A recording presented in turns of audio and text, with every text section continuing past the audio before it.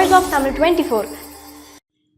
நடிகை ஹன்சிகா மோத்வானி மும்பையிலிருந்து தமிழுக்கு வந்து பல முன்னணி நடிகர்களின் படங்களில் ஜோடியாக நடித்து கிட்டத்தட்ட 10 வருடங்களுக்கு மேலாக முன்னணி நடிகையாக வலம் வந்தவர். சிம்புவுடன் காதல் கிசுகிசுகளிலும் சிக்கி பிறகு அதிலிருந்து வெளிவந்தார்.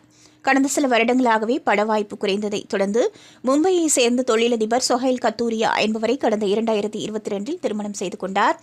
இந்நிலையில் ஹன்சிகாவின் சகோதரர் பிரசாந்த் மோத்வானியின் மனைவி முஸ்கான் நான்சி ஜேம்ஸ் என்பவர் ஹன்சிகா மற்றும் அவரது அம்மா மோனா மோத்வானி ஆகியோருடன் தனது கணவரும் சேர்ந்து தன்னை கொடுமைப்படுத்தியதாக தற்போது மும்பை அம்போலி காவல் நிலையத்தில் புகார் அளித்துள்ளார்.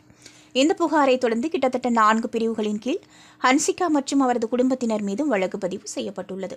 கடந்த 2020 பிரசாந்த் முஸ்கான் திருமணம் நடைபெற்றது. அதே சமயம் 2022 குடும்ப டார்ச்சர் காரணமாக கணவரிடமிருந்து பிரிந்து தனியே வாழ்ந்து வருகிறார் முஸ்கான் நான்சி ஜேம்ஸ். இந்நிலையில்தான் தற்போது தனது கணவரின் குடும்பத்திற்கு எதிராக இப்படி காவல் நிலையத்தில் புகார் அளித்திருக்கிறார்.